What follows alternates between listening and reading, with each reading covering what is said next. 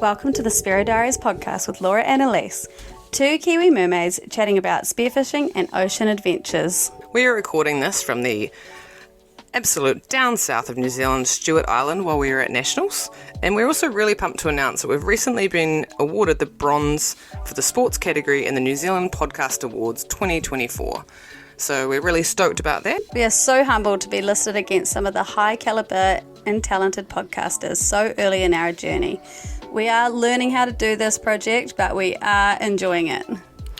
Anyways, let's get into filling your lovely ear holes with another legend's perspective on why they love this sport. We are thrilled to bring you a very informative and very real chat from an absolute Aussie legend. Practical guide, Aussie legend, bear, Andy Ruddock.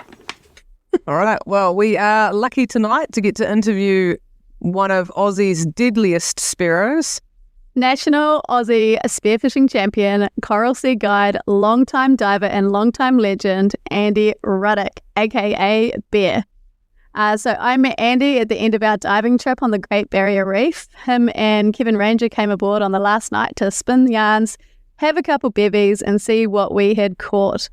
I was kind of fairly distracted by the 4 whiskies I had already had and a big night of karaoke at the Game Fishing Club in Yorkeys Knob, but the stories I'd heard, Andy telling, I thought we have to get this man on Spearo Diary. So welcome to the podcast, Andy.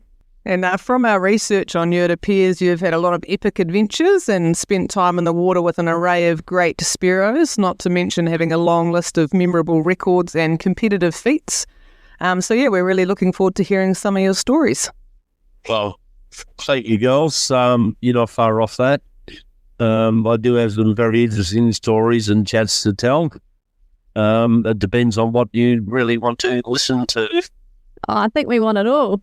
Any of it and all of it. So where do you want to start? Well, do you want to tell us about yourself a little bit? Where do you live? What do you get up to when you're out of the water? A little bit about myself. I started spearfishing at the age of 11. Year old, where I joined the Kingfishers Skin Diving Club on the south coast of New South Wales and fished in the Taylor Shields down there for quite a few years. And it took me quite a few years before I actually shot a fish. It actually counted into these competitions. But I always had a love for the sport from the day one when I joined it. And always had an ambition after that of just being a good spearo and getting some great fish. Can you remember that first fish, like what type it was? I can. It was what we used to call up here in southern New South Wales at the time. It was a cockatoo fish. Cockatoo fish? Yeah. Okay. Which was basically a total rubbish fish. But they were on the squall shed at the time. Right, okay. So that was one that you could enter into competitions. So that was your very first fish you ever shot, the cockatoo fish? In a competition. Oh, in a competition. Nice. Heck yeah, if it's on the scorecard, it's on the scorecard. Yeah, it was on the scorecard. In those days, they used to be on the scorecard. Fantastic. Probably the most memorable fish when I first started diving was actually a kingfish that I shot. This was about 4 years later, and it was rock hopping, and I shot probably about a 12 kilo, if I recall correctly, kingfish. Sweet. Which was the first decent fish I shot. And that was probably at the age of about 14. Then I was wrapped. And obviously you got pretty hooked because, it led to you being in the Australian national spearfishing team for years. So something's obviously happened between the cockatoo fish and the kingies and... Yeah, well, it was basically that I was just got actually totally wrapped in it. And I just wanted to improve myself because I had a few mentors at that time. One of them was Kevin Ranger. Another one was a guy called Pat Kavanagh. from the Kingfishers Diving Club. And there's a few other old guys there in the club. John Varian was another one at that stage that I still have. Well, Pat Cabin has passed away now, but I still have contact with those other guys. And they were some of the ones who spurred me on to get going with my spearfishing and realise the potential that I may have had.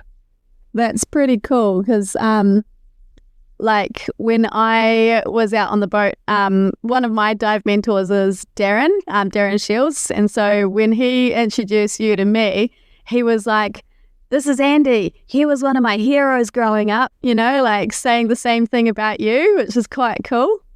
Yeah. Yeah, well, I do remember a couple of dives from Darren. You did mention earlier on in the chat there prior to this, and where I guided him on a spearfishing trip. And he came out at the Coral Sea and went and shot a coral trout with a blue water gun with a slick tip on and bungee cords and got tangled up in 30 metres of water. Oh my gosh. Lost a little bit of gear, struggled and real slow to get it back. He got a lot of it all back. Wow. Which is something you just don't do. With blue water guns and slip tips. Yeah. They would have blasted a hole right through that fish. Yeah. Well, no, we just hit it, but because she used some big long guns and that type of thing, it's not the sort of gun that you use to shoot a reef fish. No. I think Darren did learn a little bit about guiding and spearfishing from that particular trip. Right. And I probably would admit it was the first time he's probably ever been up in the coral or something. Ah, okay. Good to know. Even one of our mentors was on the learning journey, and it's cool to hear those different kind of angles about people that we look up to as well, and know that they're in new spaces sometimes.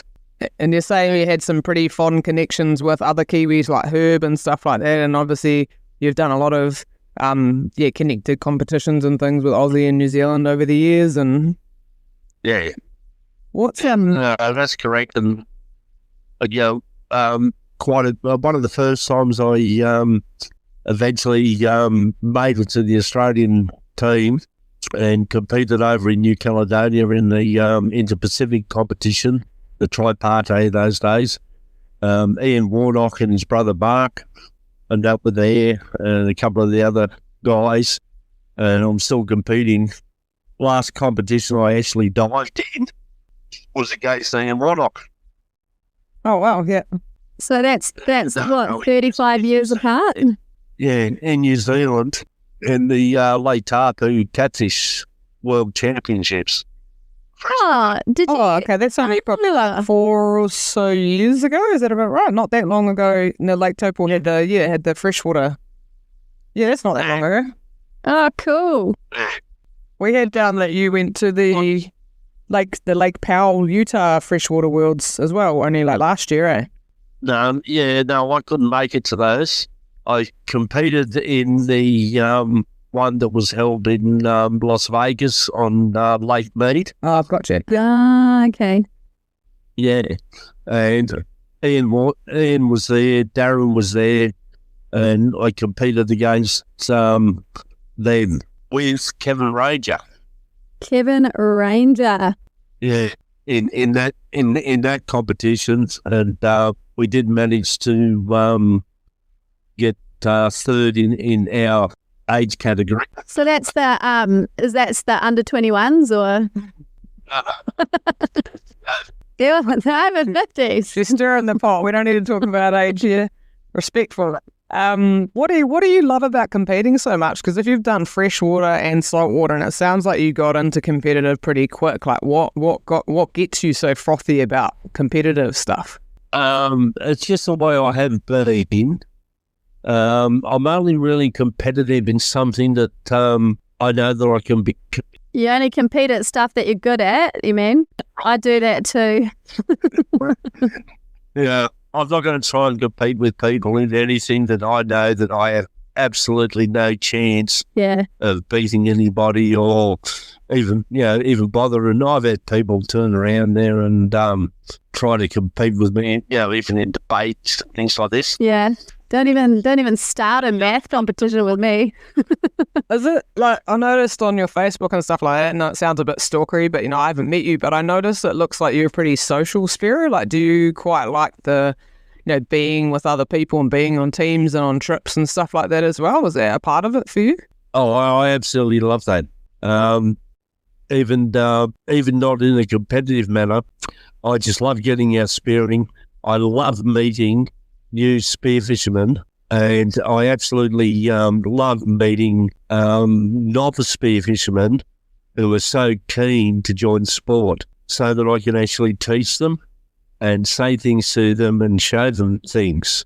And probably for the last 20 years of my career, I've been actually working as a guide. You obviously really enjoy just connecting with people then. That's really cool. Sounds like we need to come have a visit. Yeah. Oh, yeah, definitely do. Yeah, definitely do. No, but for the last 20 years or so, I've been basically guiding and doing a lot of things and eased off a little bit more on the competition part of it. But a lot of this is all things to do with Rob Torelli. When we used to do our coral sea spearfishing trips and made a few videos in the earlier days and that type of thing. And I'd be out there diving and we'd get quite a few novices and quite a lot of international professional spearfishermen, blue water hunters and that type of thing. And I'd have to guide them. And they didn't sort of quite get a few things right to what I believe. But I've brought up a hell of a lot of young guys and international guys who have come up and taught them what I wanted to do and how you should do it. And quite a few of those guys now have actually turned around into professional and very good blue water hunters. Amazing. So the Ruddock secret sauce, you reckon? That's really cool that you want to give your time to do that. And obviously you've been frothing spearfishing since the early days, but I guess if you get fulfillment out of helping other people be better spearos, there's probably not much more that's satisfying compared to that, seeing other people get better and enjoy it and thrive and all that kind of stuff. What most about that was having these guys getting a fish. I believe if I could have gone down there and shot that fish very easily without a problem. But these novices, I got more pleasure out of getting somebody to get that fish than when I could have gone down there and shot it. If I got done it myself. That's pretty cool. That was more satisfying, gratifying to me. Do you think that took you a while to get there to that point where you were just like stoked to see other people get fish? Like, were you quite a gun in the earlier days where you just like wanted to get the fish? Just coming from last weekend when I took a friend out who'd never been fishing before. I haven't been in the water a while and I spent probably like an hour with him and then I was like, I just want to go shoot some fish now. No, I think from day one, once I started guiding, where Rob and we organised a lot of these trips. From day one, when he asked me to guide, that was it. I was a guide. Yeah, okay. So it came pretty naturally to you then? Absolutely. Absolutely nothing else. And I've got more pleasure out of guiding people and teaching people and telling people than what I actually got out of spearing all of my other fish. It's very, very admirable. We were going to ask you what your favourite part of spearfishing is, but I feel like maybe you've answered that by saying you're helping other newbie spearos. Well, yeah, but now I want to go and spear a couple of nice fish. But yes, but I do agree. It is giving back my knowledge to people and divers and teaching them about the sport to the best that I could possibly do. Okay.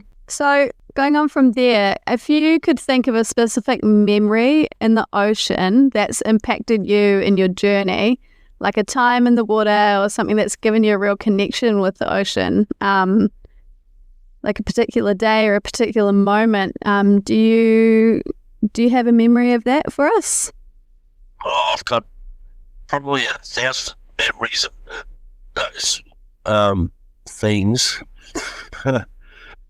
And they all changed me, different ways to change what I was doing over the years.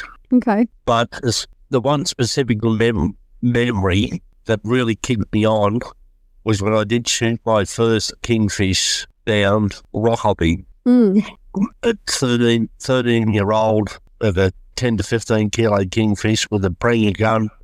The Pranger? And it was the only fish. Yeah. It was the only fish. And it was the only fish that I weighed in for the competition that day. And the whole club, and because it was quite a reasonably big competition, and everybody just turned around there and just went, what? That's pretty fantastic. Is it pretty rare to get kingies in Aussie compared to New Zealand, isn't it? Like, it's even more rare to get a kingie? It is now. It wasn't quite a few years ago. So explain it, like, so you're rock hopping, so you've climbed over some rocks, you've jumped in the water. Do you, like, take us through the memory? Yeah.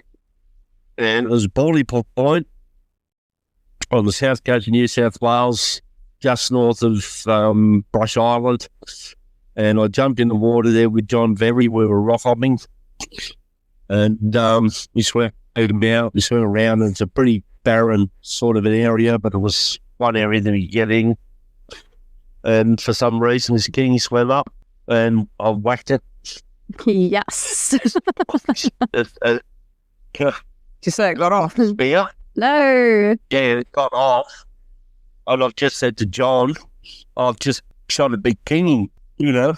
And he's going, oh, bullshit. And then a couple of minutes later, I was swimming around, and there I was laying on the bottom. Fantastic. So I shot it again and brought it back in, because John thought I was, you know, bullshitting, because it's not an area where you would normally find a kingfish. Right. Oh, okay. Yeah.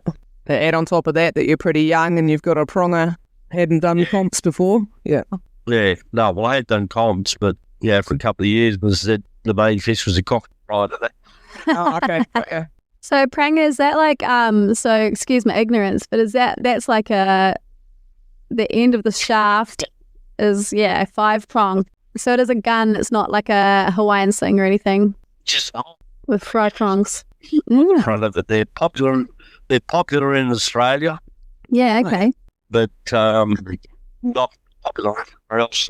Okay. Yeah, I've never seen one in action over here. Can you kind of like tap back into like the feeling of getting that kingy, or is it more like you can see it in your mind? Like, what bit do you remember? Is it like, you know, other people's reaction to you bringing it in? Is it just the feeling of actually seeing it lying on the bottom and it was yours? Like, what part is burned into your memory?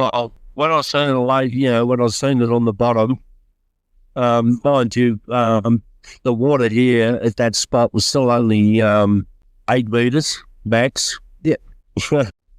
So it wasn't a big deep dive or anything else like that, you know. And when I seen it on the bottom, I went, oh, just raced down and went bang again. And I thought, awesome, you know. Choice. Fantastic. John didn't believe, you know, when I did eventually get it back and come in, you know, he didn't believe me when I told him I'd seen one. So when I got it back, you know, he turned around there and was pissed off.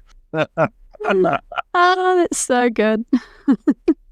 Yeah, it's nothing quite like your first kingy. I can still remember mine was only like over a year ago, and it's such a big, impressive fish. They're they're really cool fish, and I think, like you say, when people aren't expecting you to do that as well.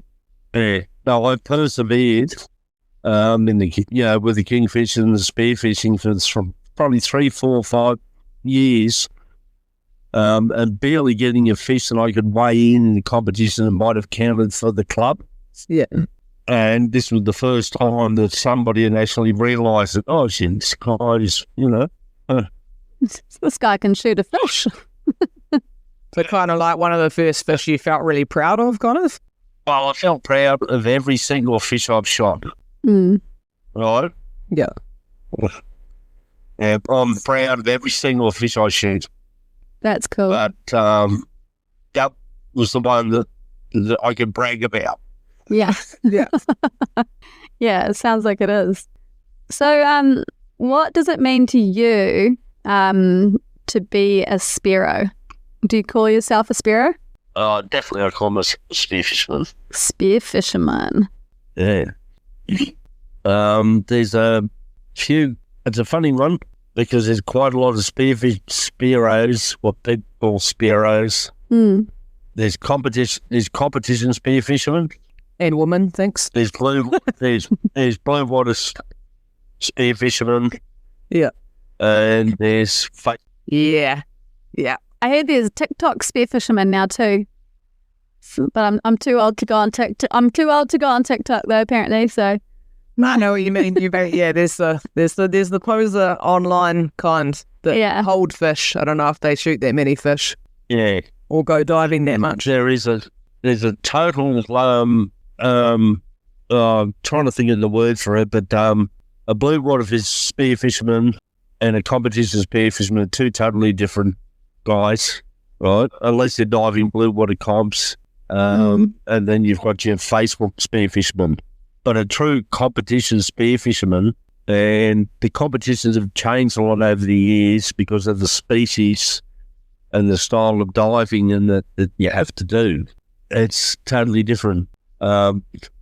You'll get some of the guys who can dive 30 metres, 40 metres to spearfish and do this and do that. But you put them in a competition where they've got to shoot 5 to 6 to 7 to 8 to 10 to 15 different species of fish, they can't do it. yeah. No, I've met people like that. They don't know. Yeah, they don't know the habitats, the tendencies of the fish and that type of thing. Yeah. Those fish characteristics. Yeah. And even some of the people who can dive really deep doesn't mean they can dive fast for 6 or 7 or 8 hours either. There's a lot of That's different... exactly right. Yeah. We've had some conversations with people who have said that they don't want to enter a competition unless they're going to win it, you know? And it's like, well, you're not going to win it probably first time round. Like, it's just, your ego's a bit in the way there, mate. Like, And that's exactly right, because these guys think that they're great divers, and that's one of the reasons why they won't enter these competitions, for the simple reason because they don't know all the other species. mm, And some guys are really good divers, and they can shoot the fish. And they've got really great breath holds, yeah, and they can sit there and do this and do that. But they don't sort of understand that they've got to turn around there and go, then after that, relax, go and swim another bloody couple of 100 metres over here, over there, in currents and swells and everything like that, and shoot this other bus bucket little type species Yeah. that might going to win the competition, because they don't know where they can find those other species and everything else like that. Yeah, not just the glory fish. They are not competition spearfishermen. What would you say makes a really good competition spearfisherman? And just because we wanted to ask you some questions, because we obviously both compete, and we thought, well, you know, what can we learn from talking to you as well? What would you say makes a good competition spearo, even though like Aussie comps are slightly different to New Zealand with pairs and singulars and things like that? But you can tell some Kiwis your Australian secrets. They've changed a little bit, but the competition spearfishing has not changed in any way at all. And what makes a good competition spearfisherman is learning every single species that is on the score sheet, right? yeah, Learning the habitat, Mm. right, where they hang out, and also learning the idiosyncrasies that those particular species have. Mm. And looking for like indicators as well, like Like if you see dillies here, you know that there's probably some snapper around below them and that sort of thing. You may dive down and you will see a snapper, and you might see it might be a blue monkey, right? I'm just talking about New Zealand. Yeah. Now, you might see another 10 snapper on the day, but you may never see that one blue monkey. Yeah, it's trying to make those decisions around, like... So which one you should. Yeah, and getting the most off your list, not the glory fish. I mean, there's no point in getting a big kingy in a comp here because that's not going to get you more points past a certain point. So it's actually about being strategic, trying to get more types of fish in that time. Yeah. I remember at the Wellington Nationals, diving down, I'd never shot a tarakihi, but I'd shot heaps of trevs. And what I didn't know is there wasn't very many trevally in Wellington, so I'd shot the tarakihi thinking, sweet, first time I'm going to get that. Did not see another trev for the rest of the day, and I kicked myself for it. You have to judge what's happening in the water, that area that you're diving, and just what's happening around there and what is around. And that's what makes a good competition diver. Would you say time in the water is the main thing that can help you with that?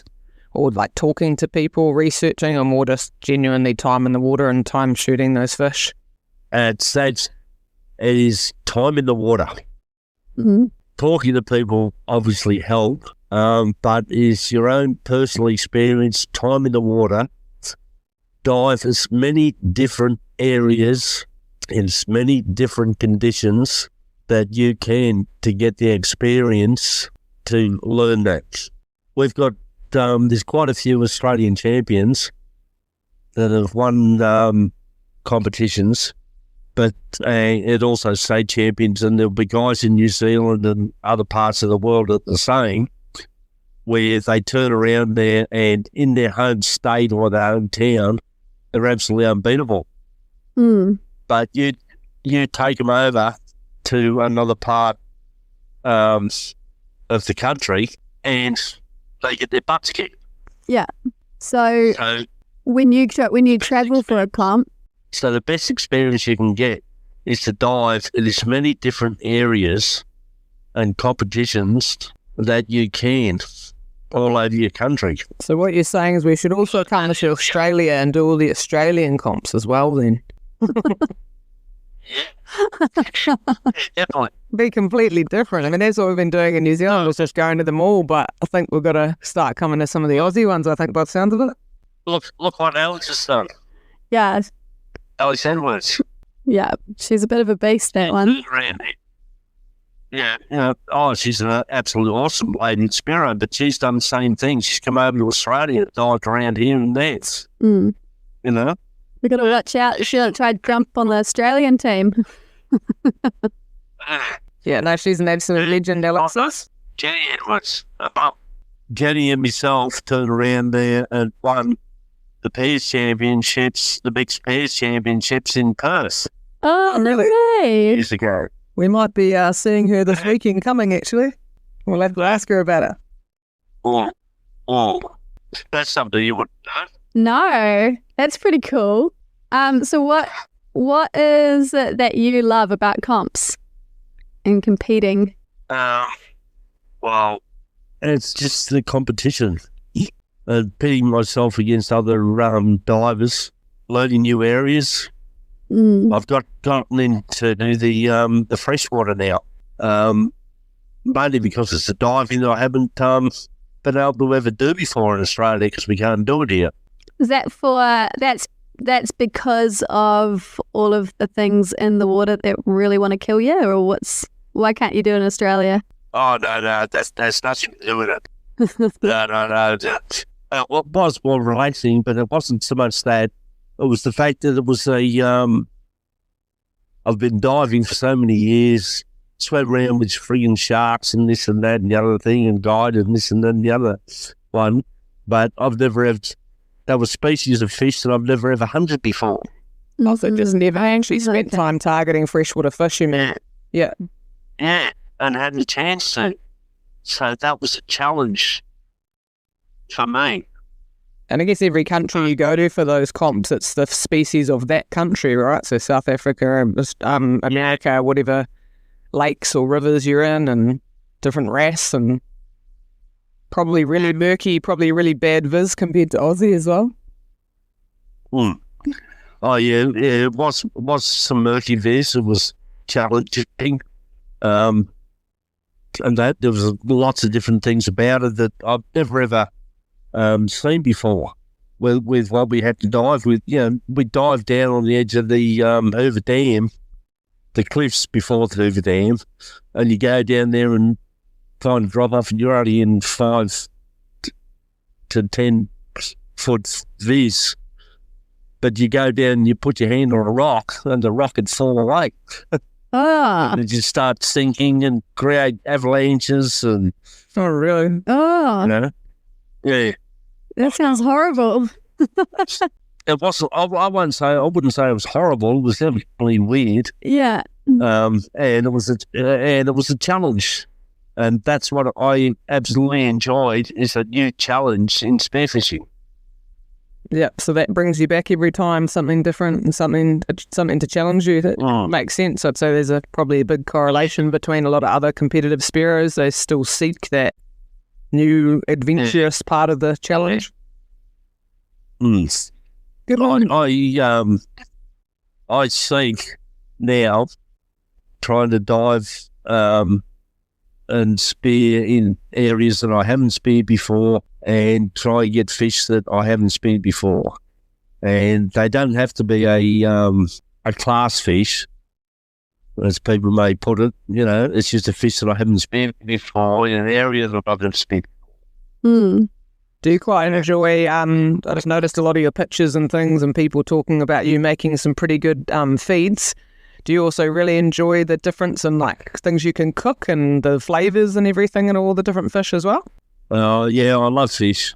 I eat a lot of fish and I cook a lot of fish. I had fish last night and I've got having fish tonight after this. And they're actually green jobfish. Ooh, yum.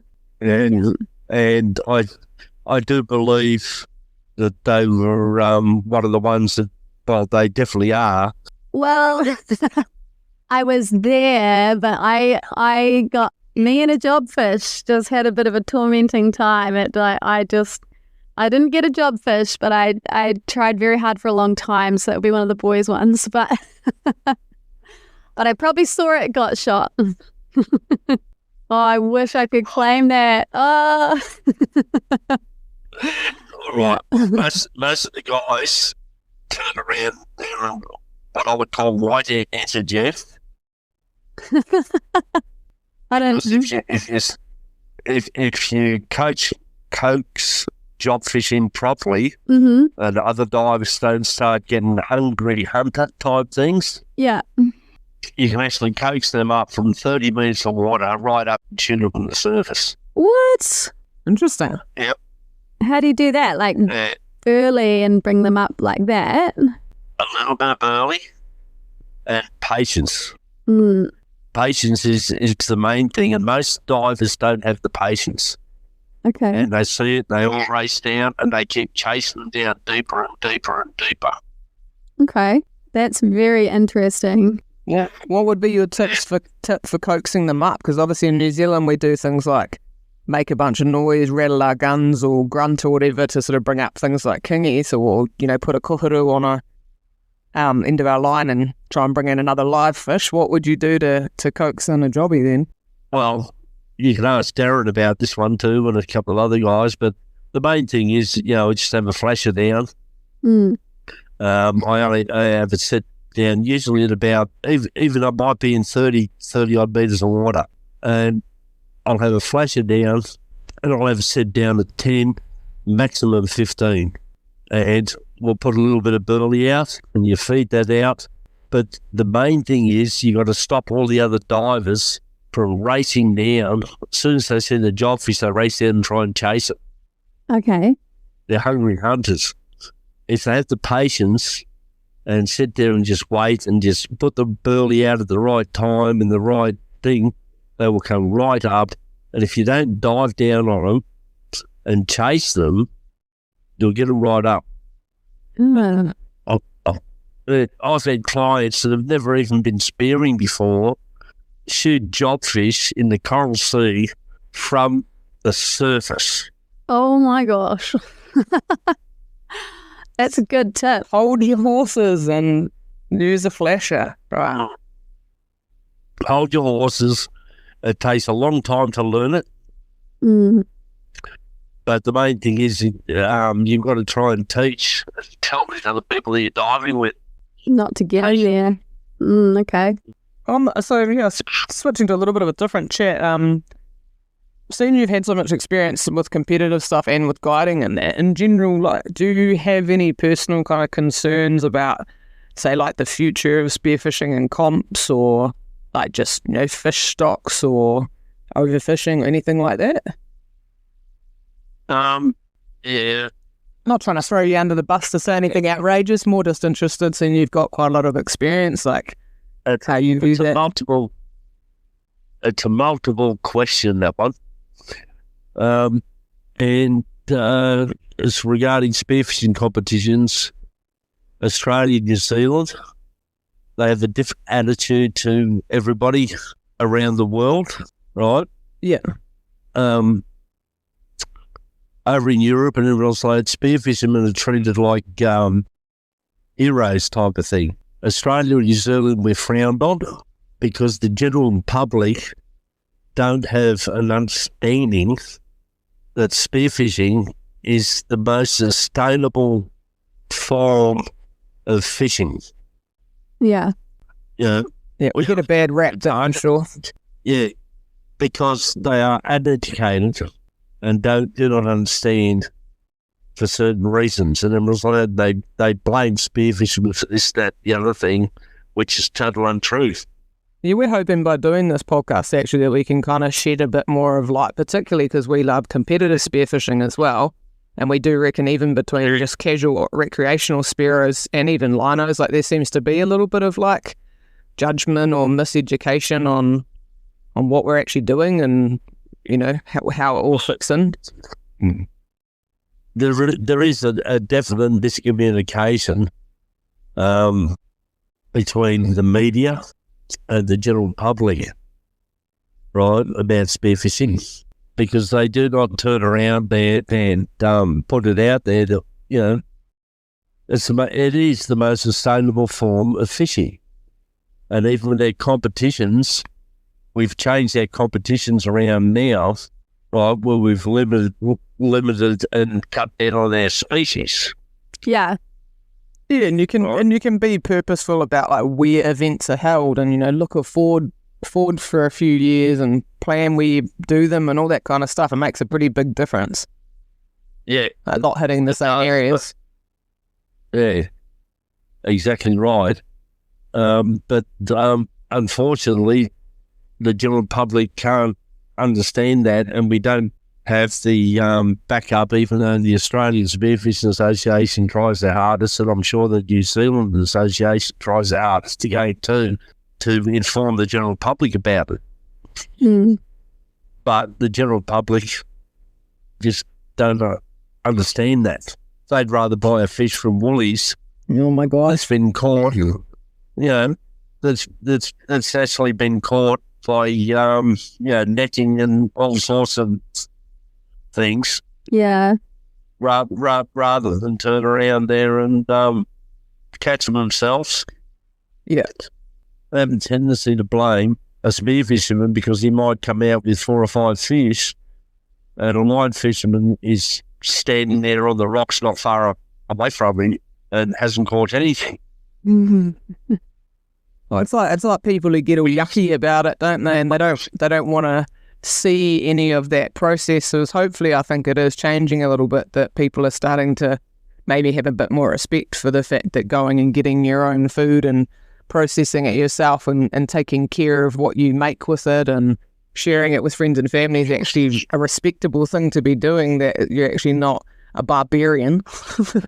But there's still people with some pretty narrow-minded ideas around. Quite happy to buy meat from the supermarket or fish from the supermarket, but won't be okay with you cutting it up at home. As long as you don't have to see it with its head attached, you don't have to worry about what you've done, I reckon. Right. But half the fish actually comes from the ocean, that comes from the Spearo. Yeah. Oh my goodness. They don't understand that you have to kill a lamb to have it. This is true. So wait, lambs are actually baby sheep? No. Oh my gosh. But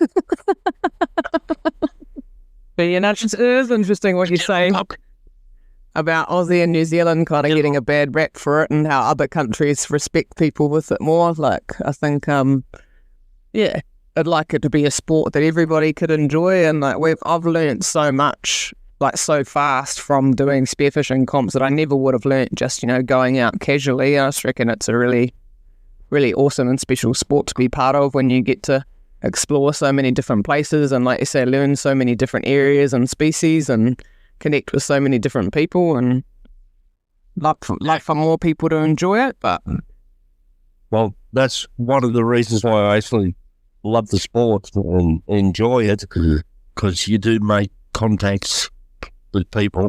Yeah. All over the world. All You over. meet another Spearo, and don't forget about everything else, whether you're religion, this, that, and the other thing, you're a Spearo. Okay, yep. Yeah. Absolutely. age, gender, all that stuff sort of drops away. They sort of, the amount of people I've dived with, and I forget what their day job is. Yeah. There's no way we'd meet in real life if it wasn't for spearfishing. Andy, is there a day that stands out for you for your Dear Diary entry? We've got a couple of notes here from Darren. One of them is guiding wealthy Americans in the Coral Sea. And the other's a big kingfish at Whitianga, but you can also chuck in your own ones too. I've absolutely enjoyed totally my guiding experiences over the last 20 years, more than actually spearing fish myself. Mm-hmm. Because I know that I could have shot that fish, but to get somebody else who's less experienced to get that fish, to me, that's a bigger challenge than spearing fish myself. Can you recall one of those days then, like a really memorable time helping someone? But one of the most memorable times I did have, you did mention it there about that kingfish I shot around Whitianga, which is 40 kilo. 40 kilo. Woo! It's a thumper. Shot off Whitianga prior to the tripartite that we had over in New Zealand. It was a training day. Yeah. And they weren't expecting a 40 kilo fish to come in. It was just a little bit under the New Zealand record. Yeah, same. I actually speared it when sorry? I was going to say, when you said 40, I'm thinking I don't know many people in New Zealand who've got even over 25. Yeah, I've got photographs of it and they all know about it. And it was shot with a 900. A 900 gun. Did you... Single 14 mil. Oh my goodness. With no cord. Oh my goodness. Did you stone it? Okay. So you had a bit of a boogie with it, did you? No, he had a boogie with me.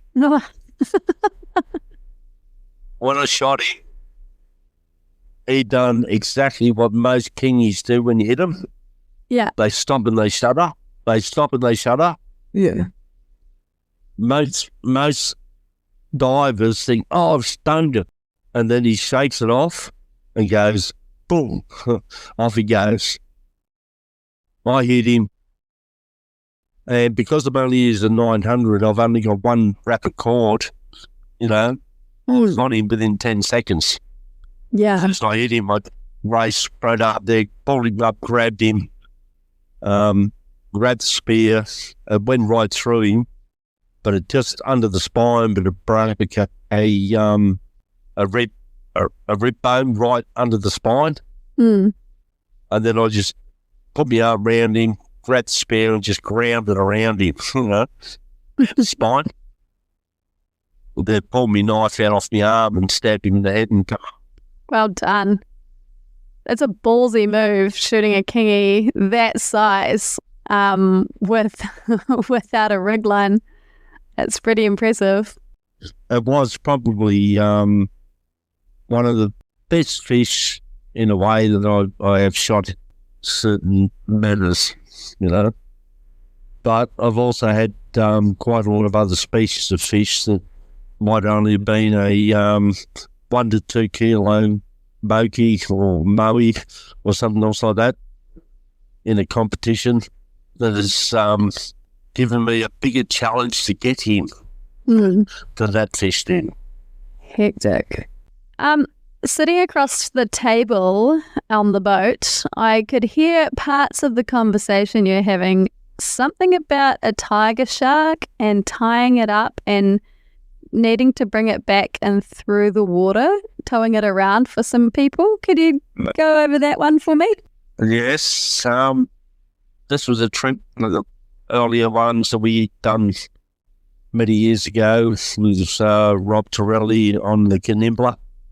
Then we had a group of American scuba diving photographers who wanted to get tiger shark footage. Right. So we took them out. We took them out to Marion Reef. We went out there. Conditions absolutely beautiful, magic. You can even pull it back. It's a great boat to dive off, and they had plenty of room. And Bruce, the skipper at the time, anchors in this spot. We done a heap of burley, and we turned around there and jumped in the water. I jumped in the water, and he was Rob. And there was half a dozen tiger sharks swimming around under the boat, placid as could be. Yes. We took some video footage of it, and this was in the old days of when we were using high 8 videos. Right. We asked the Americans, jump in, there's a heap of tiger sharks here. So they jumped in and then basically cracked themselves. Which is fair. I'm surprised they jumped in, to be honest. Yeah. All jumped out. So then the plan in the all right, we'll go and anchor around in the back of the lagoon. We'll put a bait out, catch tiger shark, and they caught one, left it on there all night long, just sitting on the hooks. So he's as dopey and crook as hell. And then the next morning, I swam over, unhooked him. They all geared up, and I had to turn around there and swim this tiger shark up past him, but he's still alive. And they were just sitting there taking photographs of them all in a line, like a big tourist thing, taking photographs, and then he swam past, but they wouldn't swim after him and take more photographs. They just sat there. So I had to swim over, swim up, catch him, turn him round and make him swim back the next way direction. Right. And I can do it again. And then I got the shits with that. So I raced up, said, give me some fishing line, some mono. I tied it around his tail so that when he swam past them, I didn't have to go and swim so far to catch him to bring him back. I just pull him in and turn him around. Oh, my goodness. How did he feel about being a performer? Oh, well, I was I'm not quite sure about that one, but I did feel good about it. I did feel good about it because I was a guide. Yeah. And it was my job. It was my job to do that, and I do those things. Yeah. Yeah, I doubt many people would have had that experience of being that up close with a tiger shark like that, and it would have been pretty scary for a few of them. Oh, that's not the only one. That's the only one. That would have been what, like in the 90s or 80s? Yeah, around there. Yeah, around there. That's hectic. Oh, I can tell you a few more too. I'll go for it. We've got a few more other things we want to ask you, but yeah, whatever stories we want to tell, we're keen to pick your brain about your albacore as well. Yes. All right, we'll go on to the albacore. That was probably one of my earlier introductions to actually blue water hunting off the south coast of New South Wales. Yeah. And it was with Rob Rob Torelli there out of Bateman's Bay, and we went out off the shelf. We had a trawler type thing at the time, and we were actually going out there, and then we trolled around, and as soon as we caught the fish, we stopped, caught some albacore, we stopped and then started burning up, and then we jumped in the water and started spearing these albacore, and that was just so much fun and excitement. It was really interesting, and they zoomed around in the water like you wouldn't believe. But we were just dropping burley down and then watching them, and they're coming in and eating the burley, but you had to time it so that you actually aimed at the burley. And when the albacore was a foot or 2 foot away from the burley, you pull the trigger. Okay, yeah. Yeah, and then you hit him. We're only using 1.2 guns and no ripcords because they're not a fighting. They're a vibrating fish. So they're just like carbon fibre barrel guns, you mean, like single band, I think I read? Yeah, standard single band, 1 metre, 1.2 wetty guns, just with a reel on, standard gear. Nice. And again, no float attached to your gun again. Or was it real? Because it's got the reel. Just a small reel. You can need it for those. Sweet. And I think I read here that it was in 1998. Is this correct? It was 14.44 kilograms? Yeah, that probably been right. It was an Australian record at the time. Nice. Was that your first Australian record or just one of the memorable ones? Or I've had a couple of others, but that's the first one I've actually claimed. Okay, yeah.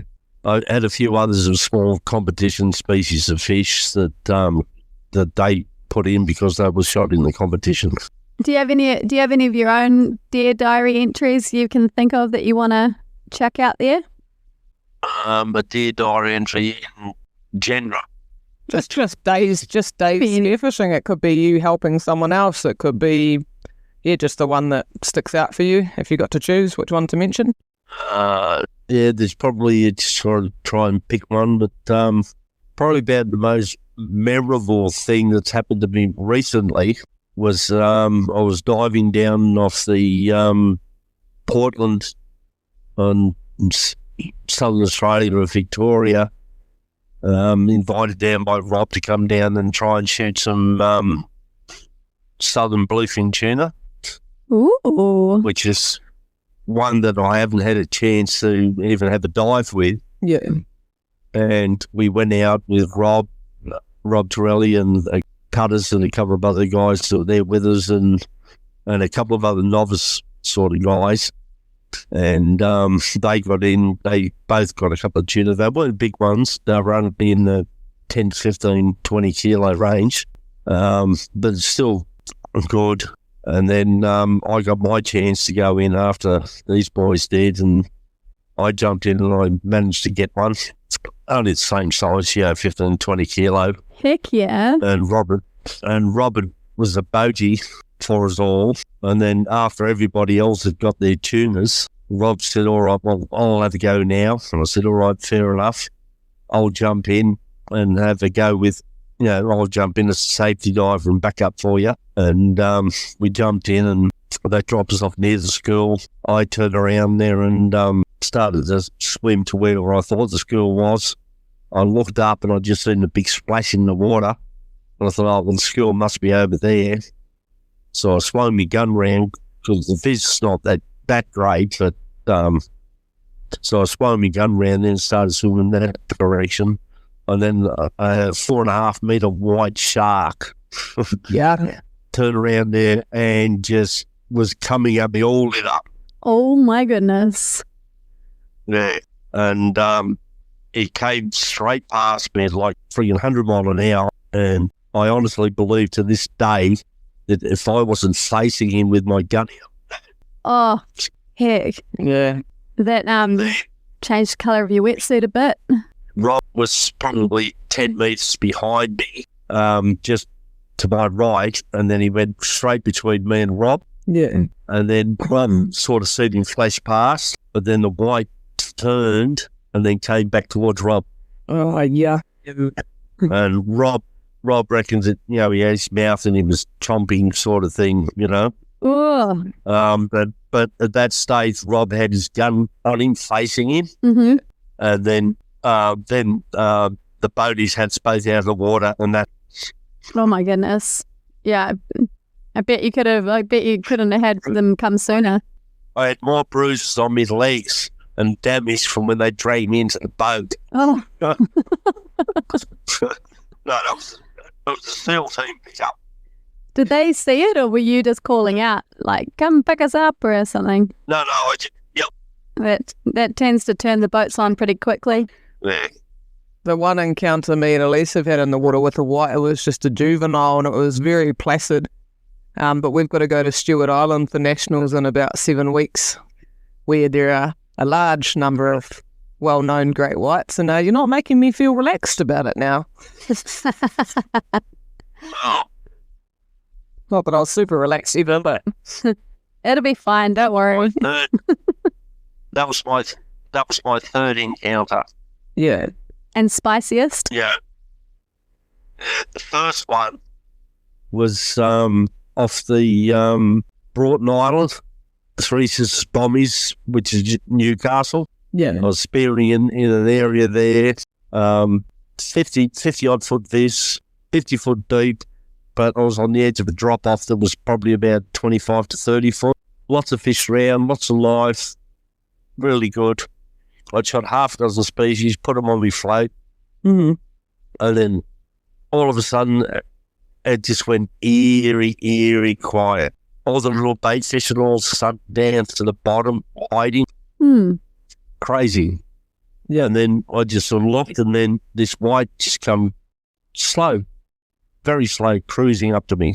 And I just put my gun on him, and I was only 18-year-old then, right? Yeah. Oh. I put my gun on him, and he just come straight up, and then because I had the gun on him and I was watching him, and I believe calm, even though I may have been shitting myself, but I believe I was calm, and he just went past me, and I put my hand on the side of his head and brushed him from the gills all the way to his tail. You didn't. Wow. What possessed you to touch him? That Well, just I touched him, but it was also to be able to push him off if I had to. Okay. Yeah. So it just seemed like the natural thing to do to you at the time? Yeah. And then he swam straight up the fish float, and he took every fish on my float in one mouth, swam down, turned, then rolled on his side, opened his mouth and let all the fish out, right, in the float. Yeah. And then turned and comes straight back up to me, really slow. To say thank you? And the eye, for another pat. no, the eye on the gun on him. Mm. And then he came up towards the surface, and then come up, and then backed off, swam in 180 degrees, came back in again, slow, watching him, gun on him, backed off, done 180 degrees. He must have done this half a dozen times. Oh. And you're just by yourself at this point, eh? I was by myself at this point, and I didn't see anybody else. Mm. And by this point, I turned around there and was just watching him, and my head hit the back of the boat. Oh my gosh.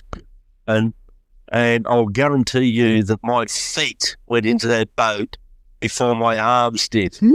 Back looking at the boat. Do not blame you, Andy. Yeah. I think we'd all be the same. When I got into the boat, the white came up and he rubbed his nose against the side of the boat. Oh my goodness. Oh. I then looked around to see if there's another diver there. And there was another diver only about 10 to 15 metres away.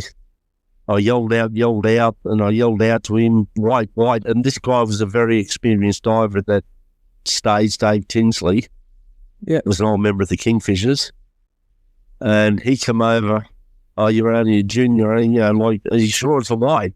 I said, yeah. And he said, where is it? And I said, there. And when he got in the boat, was rubbing its nose against the side of the boat. Oh, he believed you then? He stuck his head into the water then, and then tried to have a look at it. And as it swam off, he said, "Oh shit, that's a good 4 metre." Holy hell. Oh my goodness. Oh, So I had a witness for that. yeah. You carried on diving for many years after that, so it didn't put you off. I believe recently you've you like from saying that you had all your fish on your float line, but recently you've come across a beautiful yellow float boat in Australia. So, wow. It was Laura's old float boat, but it was called Banana, and we're just wondering how its life's going and whether you've got any good fish in it. Well, I got that. I got that float because I did like the look of them. And most of your other floats that people have all come up with, and I've made quite a few myself. Yeah. And it was like that, but they're a lot larger. They're this, that, the other thing. They're awkward. When I seen that and I looked at the size of it, I've found that wedgie float appealed to me straight away. Yeah. Because of the size, it was compact. Real easy to tow too. And I took it out. I've only had one chance to go for a dive with it, and it towed easily. It's easy to lift up. It's not heavy. It's not bulky. It's not overly blown away. And then I did get a chance to put fish in it, but I caught it cray. Ooh. Opened it up and jammed the cray in there and that. But I've only had one chance to get out and do it. But I'm very impressed with the design, the style, and how it performs. Yeah, for sure. That's not, and that it does what Darren has designed it to do. Yeah, no, Darren and his It's team. not a float. It's not a float that's designed to turn around there and take out for a spearfishing competition where you're going to shoot. You're not going to jam a Spanish mackerel in it. Very awkward trying to fit it in there. Yeah, type of thing. It's designed for a 15 to 20, 30-minute dive to shoot one or two fish and that, but it will hold a few more depending on the size of them, right, and keep them away from the sharks, easy to tow, easy to float, and easy for your boaties. We got 4 tuskies in it once, like pretty decent sized tuskies. Like it can fit quite a bit. I was trying to shove a red emperor in and it didn't quite fit, so I had to call the boat over. But yeah, I was impressed. Yeah, it's only a small one, but as I said, it's not designed to turn around there and go out and shoot a ton of fish and put in it. Yeah, perfect for that. Oh, sounds like it's got a good home with you. Glad to hear. Yeah, no, I was very, very happy with it. Nice. Yeah, for me, it's a bit of a dive day ritual having the little banana. I don't know why, it's just been a bit of a thing. Like if I have my yellow little float boat from Winnie, I just feel like I've got good luck.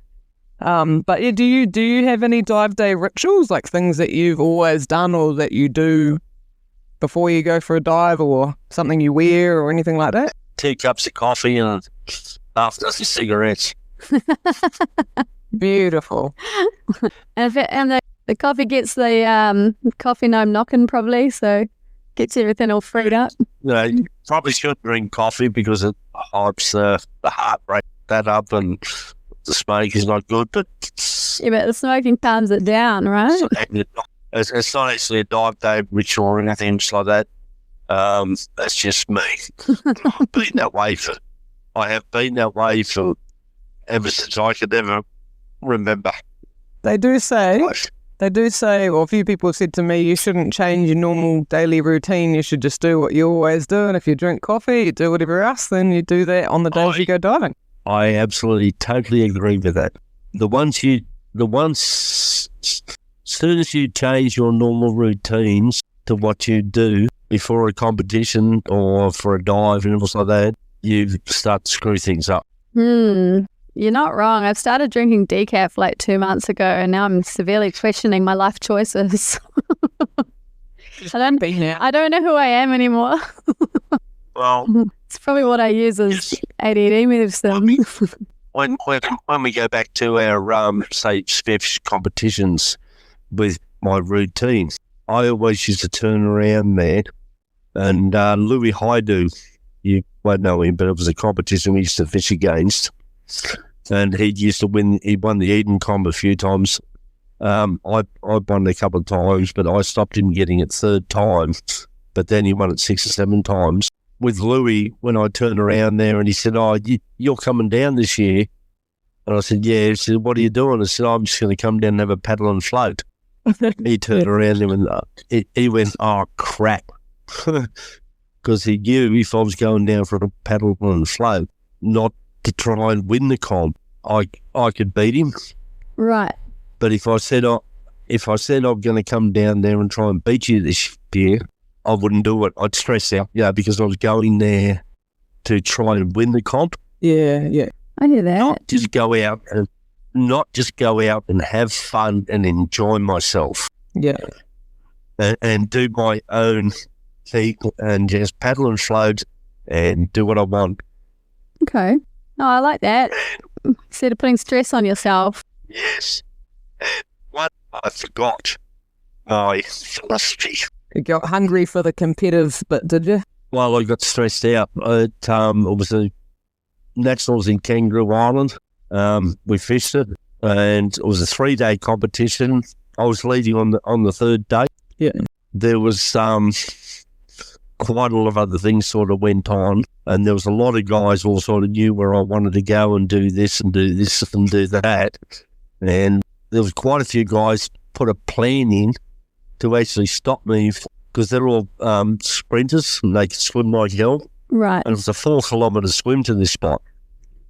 And all these guys went up there like that, and I stressed out and this and that, and sort of, no, I'll make you guys go up there because I know you go up there, you're going to fuck up. Because it's a spot that won't handle more than 2 guys on it. Right. But I led them to believe I was going to go up there. So I started to go up there, but then I turned and then swam back but then everybody else turned around there and went the other way, which I did know. But by the time I got there, everybody else had shot the shit out of it. Right. So that stressed me out, and I should have just gone in. And I thought, well, I know you're going up there. I should have just gone straight down the other way and just not worried about it, just gone down there to paddle and float. Mm. And I believe one has won the competition today. So it almost kind of like keeping the mentality of like you're there to, quote unquote, have a paddle and a float, like even though you're competing, but almost reminding yourself mentally that you're there to like enjoy the water and enjoy spearfishing. Yeah. The whole thing about spearfishing is getting in the water, even in the competitions, is enjoying spearfishing. I think that's quite good advice because I've definitely been getting in my head a little bit about this up and coming nationals. So I'm very excited for it, and I want to get it. But I've got to start telling myself to kick back and relax a bit more so I don't burn myself out or freak out beforehand because I think I'm already starting to stress out about it. So that's quite good advice, actually. Going down to Stewart Island to have a paddle and a float, Laura. Go out, have a paddle and float, enjoy yourself. Just look at the species in the score sheet, know your area, know what you're diving, know the species. That takes a long time to learn. Mm. Yeah. And if I see a great white, I'm like patted on the gills like you did.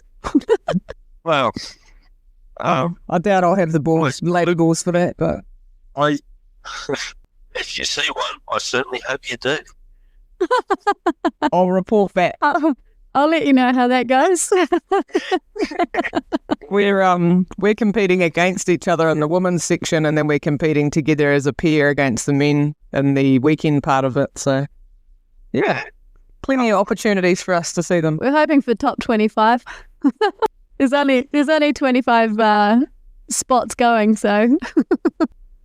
Well, learn the species that are there, learn the area, right? Yeah. Target what you're capable. Yeah, I'm going to give it a good nudge. And have fun. That's the main thing, hey? If you could go back and give yourself some advice for when you first started, what would it be? Right. One, it's what I did just tell you. Yeah, that was pretty good, really. The other one is basically patience. And one thing that nobody ever taught me, I had to learn it for myself. And it took me many, many, many years to work this out. And you would have heard quite from a lot of other spearfishermen and divers that what the phrase is, as soon as I put a gun in my hand, the fish know what a gun is and they piss off, right? When I don't have a gun, I can dive down and get really close to them and they come right up and they're really friendly. They know what a gun is. Right. It's not. It has nothing to do with the gun. Is it like more just like your presence in the water and what you're emitting when you're holding a gun? As the persona that you put off, Okay. right, and the sight that you put out. Because when you don't have a gun, you don't want to kill the fish. No. Well, I kind of still do. You just want to go and look at it. The fish does not feel threatened. Right. You put a gun in your hand, your whole persona changes. Yeah. You dive in a different manner. You become threatening. Mm. And they're wild animals. They understand threats. So what do you do to negotiate that? Exactly the same thing is I try to put the persona off that I'm not threatening. I don't have a gun in my hand. I am not going to kill you. Ah. Kind of similar to your have a paddle and have a float mentality, like don't think about the murderous intent. Yeah. Yeah. I like it. It makes sense. I've heard a lot of people talk about that that energy, that vibe that you put out, that you're literally looking at something like you're trying to kill it. They can feel it. Yeah. Yeah. If you look at it like some bloke screwing his girlfriend in the pub and he wants to go and beat him up, you're not going to walk into the pub. If you walk into the pub, basically kick the door in, look around like a big Bravo type brilliant guy, that guy's going to see you coming and run. But if you're walking cool, calm, collected, and you're not even interested in him, just walk up and grab a beer, you can walk right up next to him and snotty. Yeah, or get him in the car park. That'd be my style. Yeah, no, I won't. Yeah, but the car park is not his ground. You know, that area is yours. Yeah. He's sitting there, he's rock, you know. I like the metaphor. I enjoy the metaphor. That's good. But go in and get a beer. No, I like that. I'm genuinely going to remember that. So basically we want to mind fuck them, right? No, well, you don't have to mind fuck them, but you are. You just don't make them feel threatened. Okay. I'm going in for a beer. Yeah. I'm going into their little weed line or whatever. No, I like that. I like that metaphor. Yeah. And I have, similar thing. I've had divers say, oh, no, you can't show them your eyes. You can't do that. But that is part of it, because when they see your eyes, they read your eyes. Yeah, that whole staring at them thing. I've had a bit of advice from people like Craig Edwards and Darren and stuff about, putting your head down, closing your eyes so you're not staring at it. When you're sitting in the bar and you see a bloke over there and he's looking at you, you will read something in his eyes that, oh, this guy's sleazy, or this guy's, he might be charming, he's just having a look at me. Nah, I think, yeah, for sure. We usually read desperation. Yeah. No, you can feel the vibes. That's right. That's exactly what I'm saying. I've got it wrong a few times, Andy. If you can learn to turn around there and not have that look in your eye when you are looking at somebody, right? And another part about spearing, you can look past the fish. Okay. You'll have a fish swimming along this drop-off and along the edge and some weed and that behind him. Mm. And if you can turn around there, you can look directly through that fish, but you concentrate on that rock that's there, Yeah. or the weed. You still know exactly where he is, but even though he's got eye contact with you and your eyes are looking straight at him, he can read that he's not looking actually at me, he's looking at something else. That's pretty clever. So they just see that and they're just like, oh, what's he looking at, sort of thing, and they get, Yeah. oh, I like that. You'll see it in the pub sometimes, right? You'll be sitting there and this bloke's looking there, and then you go, oh, fuck, he's an handsome guy. Oh, but he's not looking at me, he's looking at the girl behind me. Yeah, that always gets me. Yeah. Yeah. Been there a few times. Right? The elusive. Right? Yeah. But his eyes are directly on, but he's looking behind you. He's not looking at you. Still going to get some life lessons here, not just about spearfishing. Loving it. Yeah, it is actually. You can read a lot in eyes. And it's a persona that people do actually put off in their eyes. Yeah, you're not wrong. You can usually read someone's bullshit radar and whether they're a good person through their eyes, I reckon. Yes. I like it. So finally, you're soon to be celebrating your 70th birthday. Heading over to a bit of a dream destination. Well, somewhere that you've been lots of times, but haven't quite got to be able to get in the water there. Is that right? Not for the last. Oh, okay. Sorry.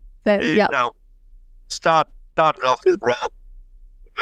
Spearfishing charters and that over there in our earlier years and making some videos and films and that. But in the latter years now, Rob turned around there and started up Blue Water Retreat, where he's on the island of Awa. Okay. Awa and Tonga. Maine. Yeah. And he's basically done a few spearfishing charters and everything else like that out over there. But it's mainly a whale watching one. It's one of the best whale watching sites that you could ever go to. Yeah. Oh my goodness. I've been there once and I missed out on the whales. Yeah, that'd be really awesome. Yeah. And for the last 7, I'll be going over there just helping him out at the start of the season. Just to do maintenance on his boats and get things up for survey and just give him a general hand and getting the resort up to date. And it's a big thank you for Rob has invited myself and Deb over there this year for the 1st of November. You're not too far away. 2 weeks. Woo! That sounds magic. For 2 weeks for basically a birthday present and a thank you. But what he's done something else too, he's actually organised a international spearfishing competition and line fishing competition. Yeah. On the 12th, the week after. Oh, sorry, it's about the 8th or 9th, the week after. To compete, and quite a few friends from different parts of the world everywhere are coming over as well. Yeah, that's awesome. That'll be a cool get-in. Oh my goodness. Oh, but you can't wait. It sounds like so much fun. So a mix of relaxation, competitive stuff, and partying. It sounds like a great way to have a birthday. Yeah. Oh, no, it's going to be good. No, your friends coming from England, all parts of Australia, and sweet. It sounds like the best birthday ever. Oh, well, we feel like we've stolen quite a big segment of your Saturday evening, and I know our adventures are kind of Zoom working. It made me Saturday evening a lot easier. I was a little bit stressing about this. I'm generally not a person who could talk easily. Well, my wife just said unless I'm pissed. we can hear a little bit of Deb in the background. We should have had her on as well. Could have had all our Yeah, she's probably got some good stories. But no, we feel honoured to be able to talk to you, and yeah, I'm sure that there's lots of other things we could pick your brain about. We're hoping to do some future episodes with getting sort of expert advice on certain hunting techniques and things like that. But yeah, I mean, we could obviously talk to you for a lot longer. You've done a lot of great things with your spearfishing in your life. But yeah, we don't want to put you to sleep with our questions. But you know, we really, really enjoyed talking to you, and yeah, well, hopefully, like we said, hopefully we can make it over to Aussie sooner rather than later and do a bit of exploring and Shoot a jobfish on the surface. I'm quite happy to look after them. Oh, amazing. Yeah, absolutely. Would love to. Some cassowaries in the back garden with roosters that can fight them off. Well, that sounds epic. I can't offer you much in return except a deer stalking mission in a really small town in New Zealand no one likes going to, but the offer's there. Honestly, I would love that. My dad thrives on hosting people from overseas, and he lives in a place called Dennyverk, which is literally all it's good there really is farming and hunting and maybe a little bit of cricket. So in all seriousness, I've said the same with Darren, so maybe you need to tee up a hunting trip with Darren to my dad's place. That would be lovely. I would love to go and do a hunting trip. All right, We're on. We'll follow up about that then. I'm not kidding, so there you go. Thank you so much, Andy. Yeah, well, thank you so much for inviting me and asking me the questions. We hope you were entertained and informed by listening to Andy's view on his many experiences in competitive, recreational and guiding times as a Spearo. And as always, thanks for listening. Toodles!